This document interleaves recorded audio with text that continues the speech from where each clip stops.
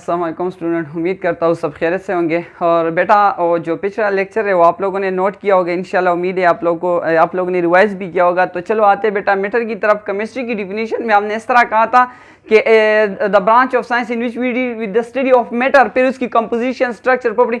तो चलो आते हैं मैटर क्या चीज़ है। सही है बेटा, मैंने आप लोगों को यहाँ पर डिफिनीशन की थी थोड़ी सी, तो चलो यहाँ पर डिटेल में जाते हैं कि मैटर क्या चीज़ है। तो सिंपल सी बात है बेटा, ये मार्कर हमारे पास मैटर हुआ, ये चीज आप लोगों की जो है ना ये मैटर हुए। इसके अलावा ये जो बुक्स आप लोगों की ये सब मैटर हुए, यहाँ तक कि हम खुद भी मैटर है। इस यूनिवर्स में जो चीज़ हमें दिखाई देता है वो क्या चीज़ है बेटा, वो मैटर कहलाई। सही है, तो चलो इसकी डिफिनीशन लिखते हैं। Anything which occupy space and have मास। तो चलो डिफिनीशन वहाँ पर लिखी थी, दोबारा लिखते हैं। एनीथिंग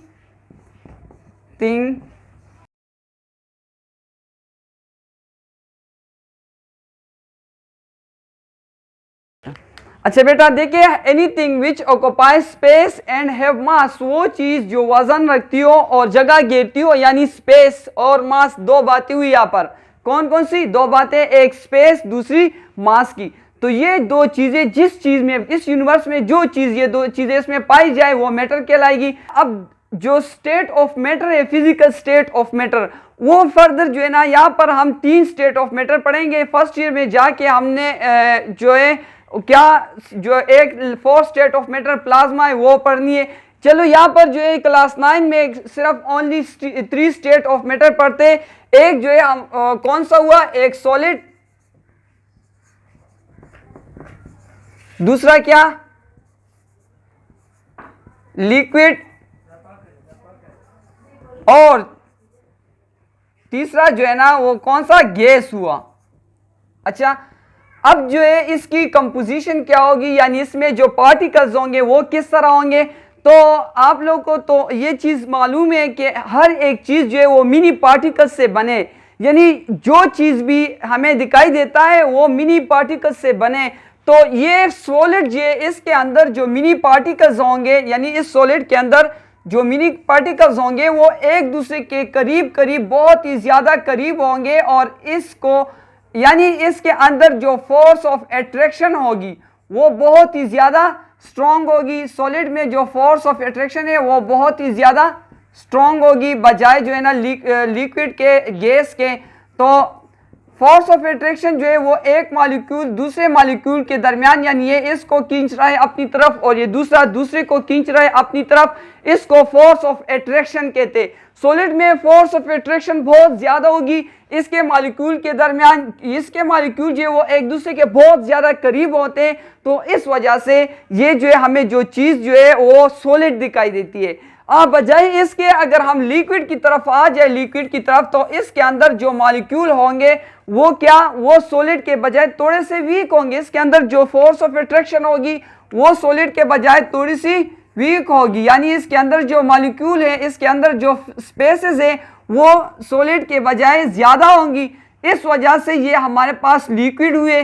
और यहां तक ये जो लास्ट वन है गैस, गैस के अंदर जो फोर्स ऑफ अट्रैक्शन होगी, यानी इस मिनी पार्टिकल्स के अंदर फोर्स ऑफ अट्रैक्शन जो होगी वो सॉलिड में बहुत ही ज्यादा वीक होगी, यानी इस तरह होगी कि ना होने के बराबर ही होगी। समझ आ गई बेटा आप लोगों को। तो ये जो है हमारे पास सॉलिड, लिक्विड और गैस। अच्छा, अगर हम डेली जिंदगी में देखें ना तो हमारे पास ये ग्लास है, देखिए बेटा ये ग्लास, समझ आ रही, देखिए इसका अपना एक फिक्स शेप है और अपना एक वॉल्यूम ही है इसका। यानी ये ग्लास अगर मैं इसको कंप्रेस कर लूँ, इसको मैं दबाना चाहता हूं तो ये कंप्रेस नहीं होता। तो जो चीज हमें, यानी इसका अपना फिक्स वॉल्यूम और फिक्स शेप भी है। तो इस वजह से ये सॉलिड जो है ना, सॉलिड का क्या होगा, इट है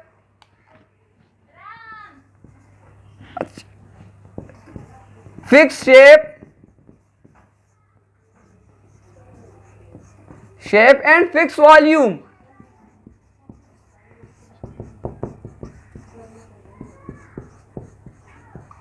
यानी इसका जो है बेटा शेप भी फिक्स ही होगा और वॉल्यूम भी, यानी इसका जो शेप है वो इसी तरह ग्लास ही है। ये तो नहीं होता ना ये ग्लास किसी और चीज में या पेन में कन्वर्ट हो गया किसी और चीज में, नहीं, ये जब तक ग्लास ही है ग्लास ही रहेगा।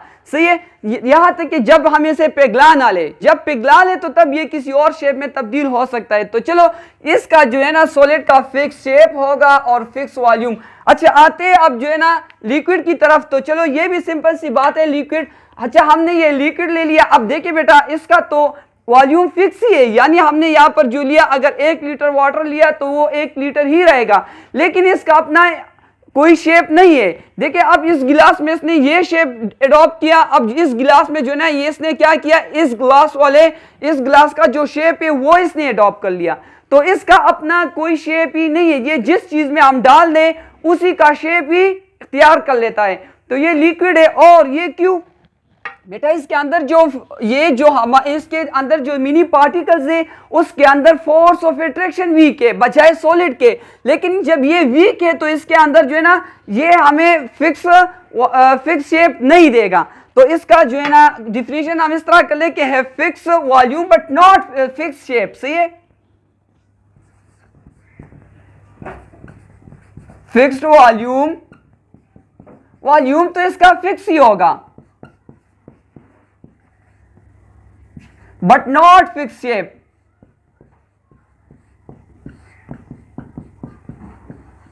इसका शेप जो है वो क्या है, फिक्स नहीं है। ये हम जिस कंटेनर में डाल दें उसी कंटेनर का शेप जो है वो एडॉप्ट कर लेता है।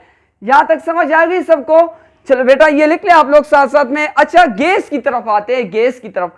तो सिंपल सी बात है, इसके अंदर तो फोर्स ऑफ अट्रैक्शन बहुत ज्यादा वीक है, बजाय ही नहीं। तो इसमें क्या है बेटा, इसका ना तो अपना वॉल्यूम ही होगा, फिक्स वॉल्यूम इसका नहीं होगा, ना तो इसका अपना ही कोई शेप होगा। यानी देखिए बेटा हम कोई बैलून ले लें या बैलून वगैरह, तो इसमें जब हम कोई यानी क्या कर ले, एयर डाल दें हम कोई इसमें, तो ये बेटा इसका अपना कोई शेप नहीं है। इस बैलून का शेप इसने एडॉप्ट कर लिया और इसका कोई भी यानी इसका जो वॉल्यूम है वो भी नहीं है। देखिए बेटा इसने जो ये हवा बाहर निकल गई, इसने जो है वो बाहर निकलते ही वो इस कंटेनर का यानी यहाँ पर जो है वो शेप ही इख्तियार कर लिया। तो इसका ना तो कोई फिक्स शेप हुआ ना इसका कोई फिक्स वॉल्यूम। तो इसकी डिफिनीशन हमने इस तरह कर ली कि gas have no fix shape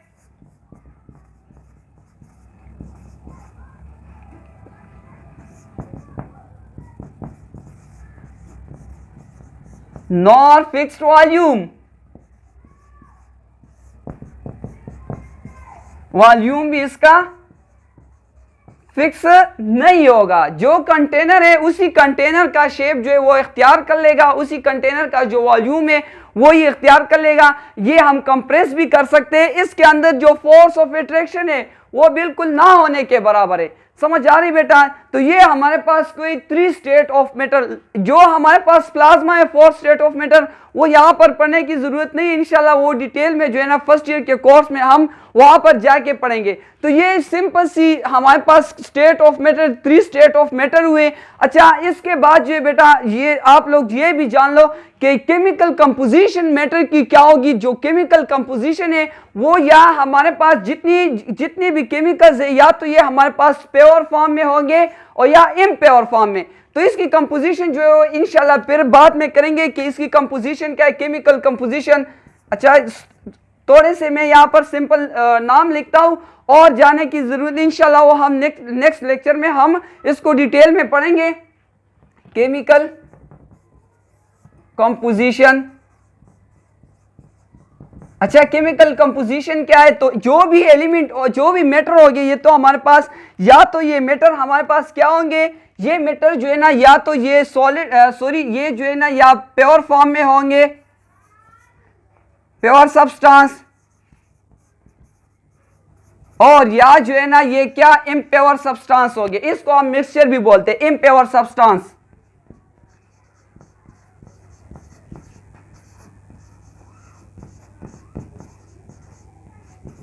इसको मिक्सचर भी बोलते हैं।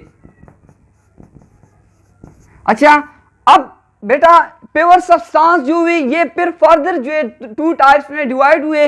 या तो ये हमारे पास ये तो एलिमेंट होगी या जो है ये क्या कंपाउंड होगी। चलो मैं यहां पर लिखता हूं एलिमेंट या ये कंपाउंड। अच्छा अगर मिक्सचर हुए तो ये क्या, ये भी टू ही टाइप्स में, या तो ये होमोजीनियस मिक्सचर होगा या हेट्रोजीनियस।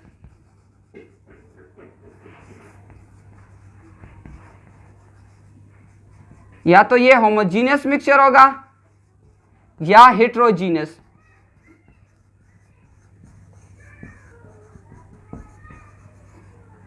मिक्सचर सही है।